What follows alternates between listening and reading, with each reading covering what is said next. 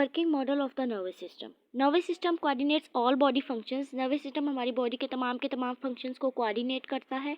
It also detects the changes in environment and produces response to the changes. ये हमारी body के environment में, चाहे वो एक्सटर्नल एनवायरनमेंट है या इंटरनल एनवायरनमेंट है, जो भी चेंजेस प्रोड्यूस होते हैं उनको डिटेक्ट करता है और फिर उन चेंजेस से रिलेटेड स्पेसिफिक रिस्पॉन्सेज प्रोड्यूस करवाता है। Any change in the environment, external or internal, that can be detected by a receptor to initiate a nerve impulse is called a stimulus.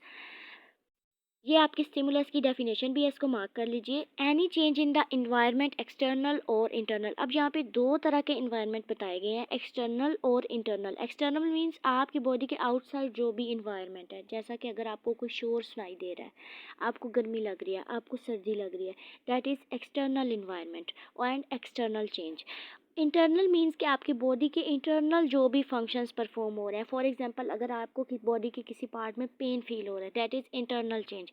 तो जो भी चेंज आपके एनवायरनमेंट में आ रहा है बॉडी के, चाहे एक्सटर्नल है चाहे इंटरनल है, वो डिटेक्ट होता है रिसेप्टर के ज़रिए। रिसेप्टर कहते हैं the part of body which is receiving that change, ताकि नर्व इम्पल्स इनिशिएट हो सके, तो उसे हम कहते हैं स्टिमुलस। उस चेंज को कहते हैं हम stimulus. Heat, cold, pressure, sound waves are the examples of stimulus.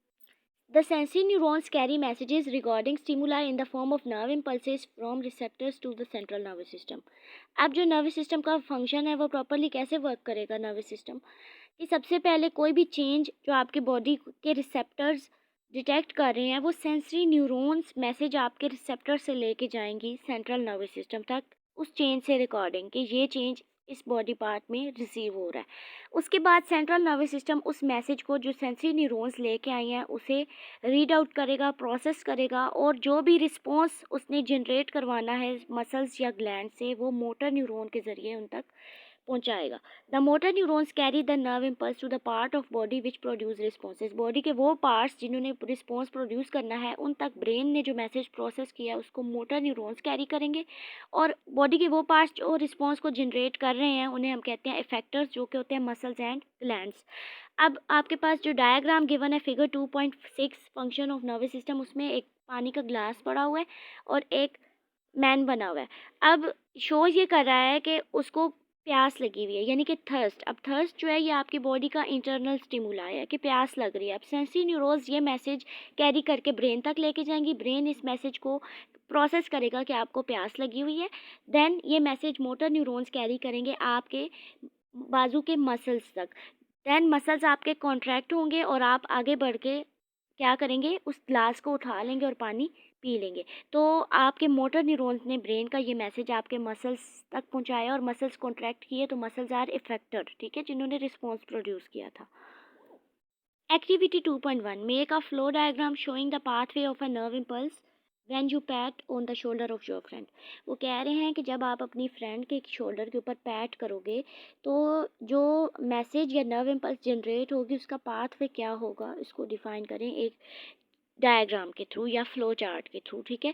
तो उसमें क्या होगा, सबसे पहले आपने चूँकि उसको टच किया है, शोल्डर को पैट किया है, टच किया है, तो आपके जो टच रिसेप्टर्स हैं या स्किन के जो रिसेप्टर्स हैं, जो सेंस ऑफ टच है, वो क्या करेगी, वो स्टिमुलाई को रिसीव करेगी कि आपके शोल्डर के ऊपर किसी ने टच किया है। ये मैसेज सेंसरी न्यूरॉन कैरी करेंगे ब्रेन तक। ब्रेन इस मैसेज को क्या करेगा, प्रोसेस करेगा, और प्रोसेस करने के बाद मोटर न्यूरॉन्स को मैसेज देगा, और मोटर न्यूरॉन्स मैसेज कैरी करेंगे आपके शोल्डर के मसल्स तक, और आप क्या कर लोगे, अपने शोल्डर को मूव करोगे, वहाँ से हटा लोगे, पीछे कर लोगे या आगे कर लोगे, दैट इज़ आ रिस्पॉन्स। तो नर्व इम्पल्स का क्या पास हुआ, स्किन रिसेप्टर्स से सेंसरी न्यूरॉन ने मैसेज कैरी किया ब्रेन तक, एंड ब्रेन ने मोटर न्यूरॉन्स के ज़रिए मैसेज पहुंचाया आपके शोल्डर तक। तो ये एक वो प्रॉपर नर्व इम्पल्स का पाथवे है। Actions controlled by the nervous system. Nervous system कौन कौन से एक्शंस को कंट्रोल करता है। टू टाइप्स ऑफ एक्शन है, voluntary actions and involuntary actions. Voluntary actions ऐसे एक्शंस को कहते हैं जो हमारे कॉन्शियस कंट्रोल में होते हैं, यानी जो हम आफ्टर थिंकिंग करते हैं, हमारी मर्जी हो तो हम करें, ना हो तो ना करें, जैसा कि speaking, eating, reading, walking, running, clapping वगैरह। इनवॉलेंट्री एक्शंस कहते हैं ऐसे एक्शंस को जो हमारे कंट्रोल में नहीं होते और जो परफॉर्म हमारी बॉडी ऑटोमेटिकली करती रहती है without involvement of thinking process. For example, heartbeat, breathing, blinking of eyes, movement of small intestine. अब हार्ट बीट, हमारे दिल की धड़कन हमारे बस में नहीं है, हम चाहें या ना चाहें वो ऑटोमेटिकली फंक्शन परफॉर्म होता रहेगा। इसी तरह ब्रीथिंग, अगर हम सांस रोकना भी चाहें तो कितनी देर हम रोक लेंगे, वो थोड़ी देर बाद ऑटोमेटिकली स्टार्ट हो जाता है। इसी तरह blinking of eyes, movement of small intestine, तो ये एक्शंस इनवॉलेंट्री एक्शंस कहलाते हैं। रिफ्लेक्स एक्शन, रिफ्लेक्स एक्शन कहते हैं बाज़ दफ़ा आप देखते होंगे या ऑब्ज़र्व अगर आप अपनी डेली लाइफ में करें तो कुछ चेंजेस ऐसे होते हैं एक्सटर्नल इन्वायरमेंट से कि आपकी बॉडी रिस्पॉन्स पहले करती है, ठीक है, फील आपको बाद में होता है। जैसे अगर आप किसी हॉट ऑब्जेक्ट को जो है वो टच कर लो तो फ़ौरन से आपका हाथ पीछे हो जाएगा, ठीक है, तो हाथ आपका पहले पीछे हटता है, फ़ौरन से पीछे हो जाता है क्विकली, लेकिन आपको उसकी हॉटनेस बाद में फील होती है, ठीक है। तो an immediate and involuntary response to a stimulus is called a reflex action. ऐसा एक्शन, ऐसा response, involuntary response and immediate response जो कि आप किसी स्टिमुलाई को शो कर रहे हो, that is your reflex action. For example, quick pulling of hand just after touching the hot object is the common example of reflex action. इसकी अगर एक और एग्जांपल लें तो आप अगर रास्ते में जा रहे हो और धूल मिट्टी उड़ रही है तो आपकी आंखों में मिट्टी चली जाती है, तो आप अपनी आंखें फ़ौरन से बंद कर लेते हो, ठीक है, तो ये भी एक रिफ्लेक्स एक्शन होता है।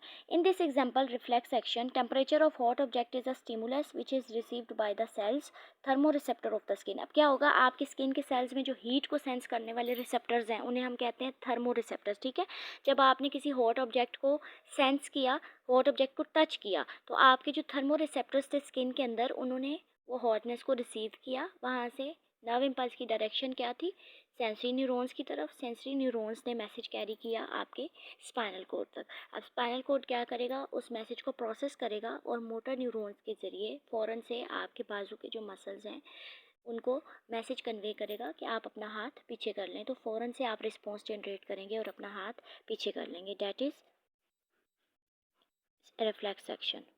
अब वो पाथवे जिसमें इस नर्व इम्पल्स ने ट्रैवल किया है और अपना रिफ्लेक्स एक्शन कंप्लीट किया है, यानी हैंड हैंड ने टच किया था हॉट ऑब्जेक्ट को, हैंड से सेंसरी न्यूरॉन से स्पाइनल कोड से motor neuron and then head, ये पूरा पाथवे जो है ये रिफ्लेक्स आर्क है। आई होप कि आपको आज का लेक्चर बहुत अच्छे से समझ आ गया होगा। ओके स्टूडेंट्स, अल्लाह हाफिज़।